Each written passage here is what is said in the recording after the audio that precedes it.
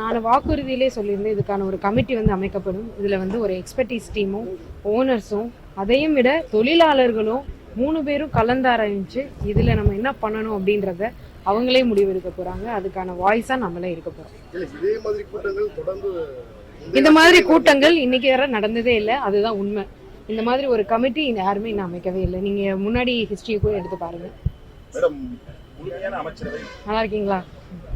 முழுமையான அமைச்சரவை எப்போது பதவி இருக்கு? இலாக்காக்கள் அமைச்சர்களுக்கு இலாக்காக்கள் எப்போது ஒதுக்கப்படுறதுக்கான வாய்ப்பு இருக்கு? கண்டிப்பாக உடனடியாக இன்னும் ஒரு 2-3 நாளில் உங்களுக்கு தெரிஞ்சிடும். அதே மாதிரி மகளிர் உரிமை தொகை 2500 ரூபாய் வழங்குவோம் சொல்லியிருக்கீங்க. ஆனால் கடந்த ஆட்சியாளர்கள் கொடுத்த அந்த 1000 ரூபாய் மகளிர் உரிமை தொகை இன்னைக்கு எல்லாருக்கும் வர வைக்கப்பட்டிருக்கு. இந்த 2500 ரூபாய் எப்போது எதிர்பார்க்கலாம்? இதுக்கானது உங்களுக்கு கண்டிப்பாக வரும். நம்ம ப்ராமிஸ் பண்ண மாதிரி என்றைக்குமே அதை பண்ணிட்டு தான் இருக்கோம். 3 வாக்குறுதியிலே உங்களுக்கு தெரிஞ்சிருக்கும் எப்படிப்பட்ட ஒரு நடவடிக்கை வந்து தலைவர் எடுத்திருக்காருன்றது. டாஸ்மாக் விஷயத்துலையும் உங்களுக்கு தெரிஞ்சிருக்கும். இதுவுமே நாங்கள் புதிய ஆட்சி அமைச்சிருக்கோம். ஏன்னா 10 லட்சம் கோடி வந்து கடன் வாங்கி வச்சுட்டு போயிருக்காங்க. என்ன நடந்திருக்குன்னு எங்களுக்கு ஃபர்ஸ்ட் தெரியணும். எங்களுக்கு ஒரு ஒரு சின்ன டைம் கொடுத்தீங்கன்னா அதுக்கான இதை வந்து நாங்கள் கரெக்டாக பார்த்து கண்டிப்பாக பண்ணுவோம். பட்டாசு தொழிலாளர்களுக்கான கமிட்டி அமைக்கிறேன்னு சொல்லியிருக்கீங்க. அதில் வந்து என்ன மாதிரியான அதிகாரிகள், எத்தனை அதிகாரிகள் இல்லை எத்தனை அமைச்சர்கள், எம்எல்ஏக்கள்லாம் அதில் வந்து இடம்பெற இருக்கிறாங்க? உங்களுக்கு சூன் அந்த ரிப்போர்ட்டை வந்து நாங்கள் கொடுக்குறோம். எந்த மாதிரியான கமிட்டி அமைக்க போகிறோம், ஏன்னா அதுக்கான அனாலிசிஸ் வந்து இப்போ தான் போய்கிட்டு இருக்கு. யாரை அந்த கமிட்டியில் வைக்கணும் அப்படின்றது ஒரு இதுவும் நம்ம போய்கிட்டு இருக்கு. நாளைக்கு பட்டாசு அந்த அசோசியேஷனோட நம்ம ஒரு மீட்டிங் வச்சுருக்கோம். இந்த கமிட்டி அமைக்கிறதுக்கான ஒரு மீட்டிங் தான் அது. ஏற்கனவே நம்மளுடைய பட்டாசு ஆலைகளை ஆய்வு செய்யறதுக்கு போதியான அதிகாரிகள் இல்லை.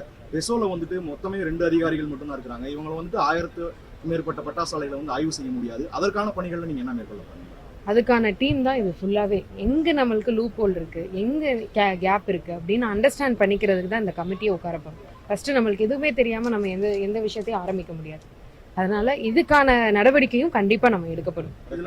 கட்சியோட முதல் மாநாட்டிலே ஆட்சியிலும் பங்கு அதிகாரத்திலும் பங்குன்ற ஒரு கொள்கையோட தான் தாவேகா வந்தது. இந்த கவர்மெண்ட்ல மற்ற கூட்டணி கட்சிகளுக்கான அதிகாரத்துல பங்கு கொடுக்கறதுக்கான வாய்ப்பு இருக்கு. அது தலைவர் முடிவு பண்ணுவார். முழுமையான அமைச்சரவை அமைக்கிறதுக்கான அப்படியெல்லாம் கிடையாது. காங்கிரஸ்ல இருந்து மாணிக்கம் தாகூர் என்ன சொல்லியிருக்காங்கன்னா, கதர் சட்டக்காரங்க 2 பேரும் வந்து அமைச்சரவையில் இடம் பெறுவாங்க அப்படின்னு சொல்லிட்டு அவர் சொல்லியிருக்காரு.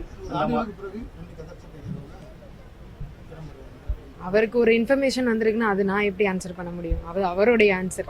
கூட்டணி ஆட்சின்றதை நம்ம வந்து முழுசா எடுத்துக்கலாமா? அதை நாங்கள் எதிர்பார்க்கலாம் சார். எதுனால தலைவர் என்ன முடிவு பண்ணாலும் அது நம்ம நல்லதுக்கும் மக்களோட நல்லது தான் இருக்கும். அதனால வெயிட் பண்ணி பார்க்கலாம்.